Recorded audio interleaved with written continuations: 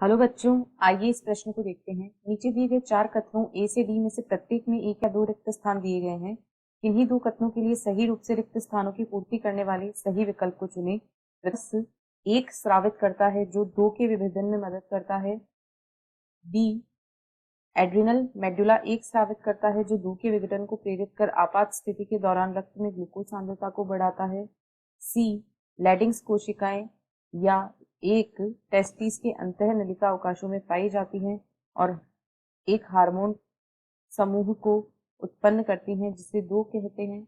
D, thyroid ग्रंथि 1 और triiodothyronine स्रावित करती हैं जिसमें 2 होते हैं। विकल्प A 1 melatonin 2 T lymphocyte, B 1 adrenaline 2 वसा। विकल्प B 1 catecholamine 2 glycogen, C 1 interstitial कोशिकाएं 2 एलएच।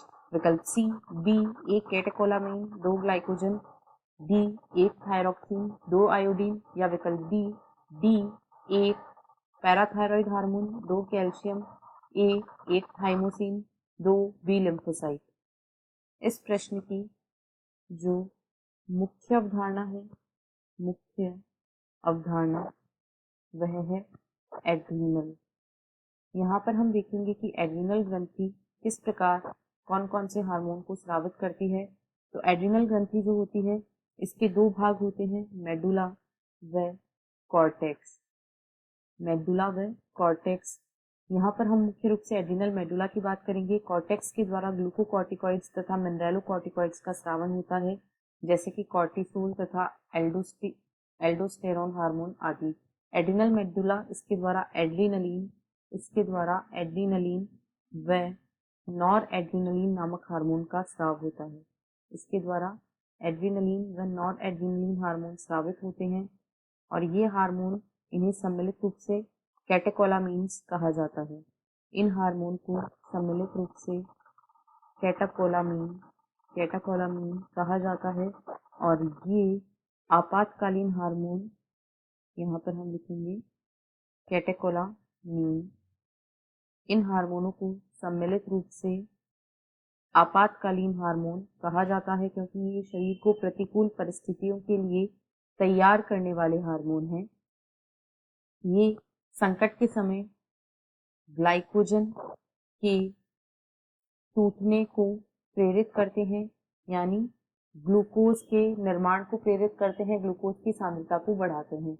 अब हम दिए गए रिक्त स्थानों को देखकर उन्हें सही से पूर्ति करने का प्रयास करते हैं। ए में कहा गया है थाइमस 1 स्रावित करता है, तो यदि हम थाइमस की बात करें तो थाइमस के द्वारा थाइमोसिन का स्रावन होता है जो टी लसिकाणुओं के विभेदन में सहायता करता है।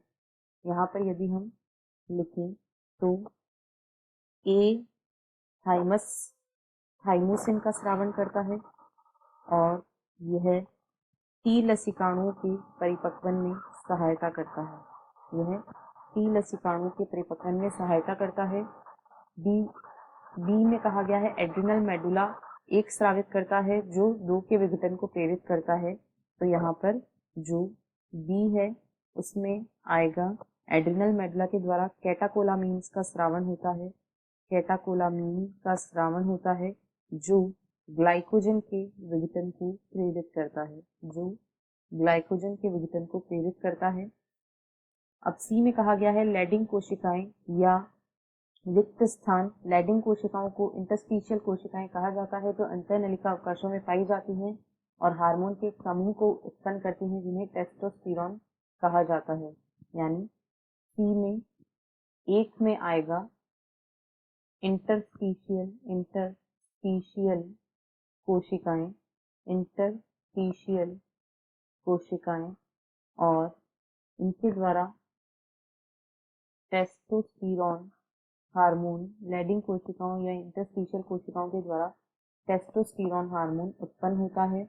और डी में कहा गया है थायराइड ग्रंथि 1 और ट्राईआयोडोथायरोनिन को स्रावित करती है जिसमें 2 होते हैं। तो थायराइड ग्रंथि जो होती है यह थायरोक्सिन का स्रावन करती है, यहाँ पर आएगा स्रावित। तो थायराइड ग्रंथि जो ट्रैकिया के दोनों तरफ यह पाई जाती है 2 पालियों के रूप में और इसके द्वारा थायरॉक्सीन का स्रावन होता है जिसमें आयोडीन होता है, यानी यहाँ पर आएगा थायरॉक्सीन, थायरॉक्सीन व इसमें आयोडीन होता है। अब यदि हम विकल्पों को देखें तो इसके अनुसार केवल विकल्प सी में सही रिक्त स्थानों की सही पूर्ति की गई है, बी में 1 कैटेकोलामीन और ग्लाइकोजन 2 और डी में 1 थायरॉक्सीन और 2 आयोडीन, यानी विकल्प सी इस प्रश्न का सही उत्तर है। शेष अन्य सभी विकल्पों में दिए गए रिक्त स्थानों की पूर्ति गलत है, यानी ये सभी गलत है। आशा है आपको प्रश्न समझ आया होगा। धन्यवाद।